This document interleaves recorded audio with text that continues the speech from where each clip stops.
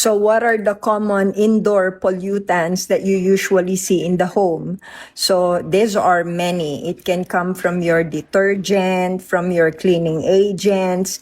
Pwede din yan dun sa mga pabango na inilalagay nyo doon sa inyong bahay with your insecticide, and also from the fumes of your oil that you are cooking. So ang pinakamaganda talaga na setup of a house is yung kitchen should be outside of the home.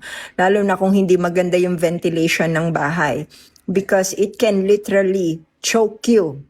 And if you are using Teflon and some pots that have aluminum on them, or just forever chemicals, this can be harmful to your body, especially if you ingest or inhale the fumes that are coming from these pots.